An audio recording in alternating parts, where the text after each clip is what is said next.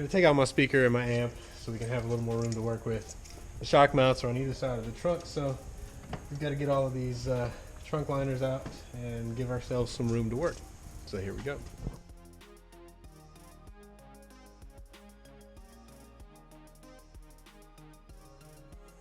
Now that we've got all of the liner out of my trunk, you can see how dirty it is. And also you can see that we can now get to these upper shock mounts.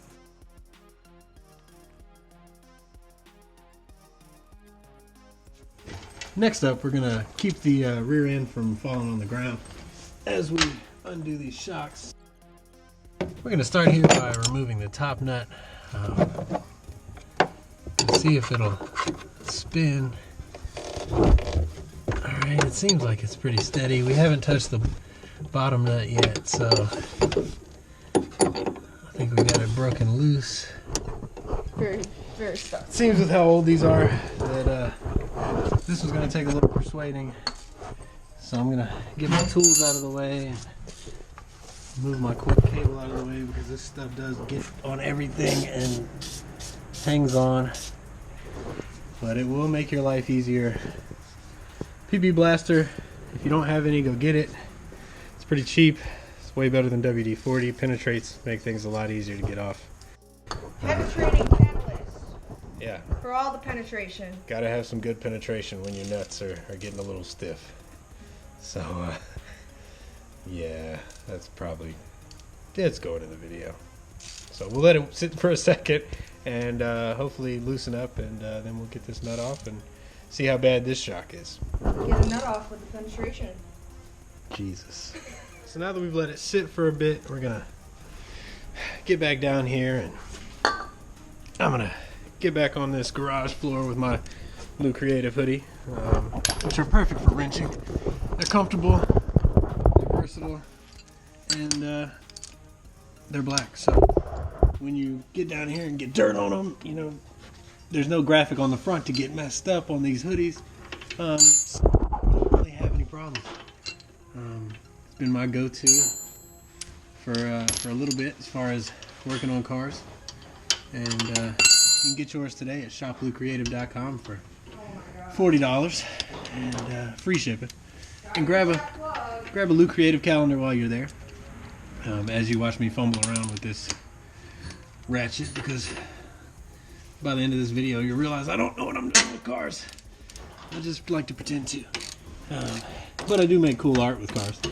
And you can get a piece of your own at Shop Blue Creative. Once again, using a tool as a hammer that's not a hammer, but like I said, every tool is a multi-tool if you try hard enough. Alright. So now that this is free, if you remember, we left the bushing and the washer up top. So we'll be able to get those off now. And we'll have to remember to make sure we guide the new strut in with the new bushing and washer as we put it back in.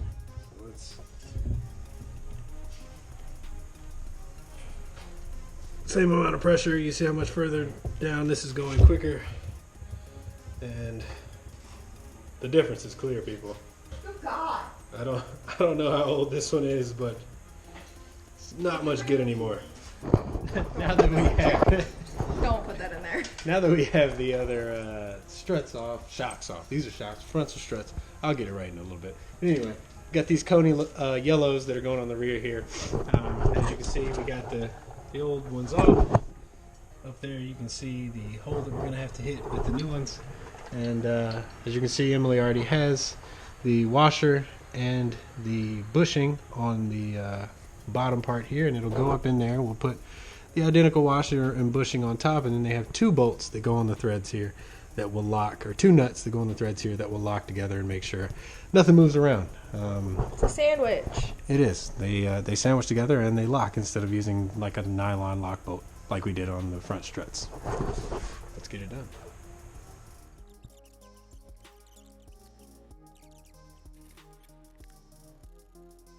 Now we're back up top, and this KONI supplied nut is a 19mm, so we're going to go ahead and get it hand tight with our socket tighten it down. As you can see, we're going to compress that bushing just a bit until we get it nice and tight.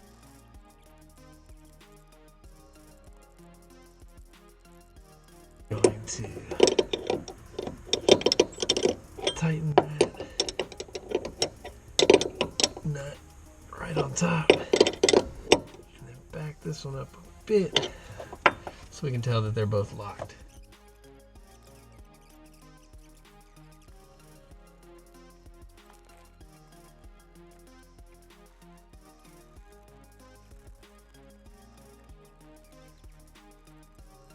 And they're locked.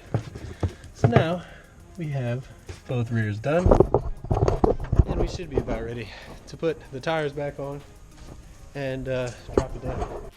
Fronts are done. Everything is in here. These look great. They look awesome up there. This is it's the one we had to fight with. Yes, I do have dirty hands touching all my beautiful parts. So she's getting all annoyed. Look at her. Look at the dog. What dog? What are you eating? Come here. Say hello to the camera. What is that?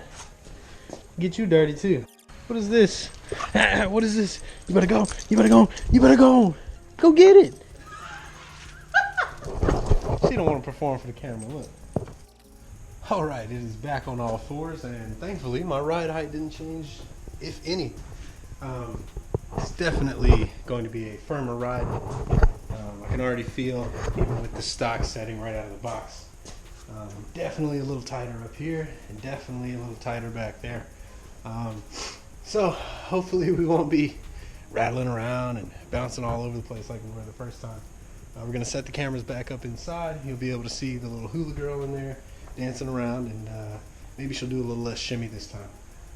But we're going to take it around the block again, go down the same roads, go through that parking lot, and we can just go ahead and get rid of all of these, because that's what we have left.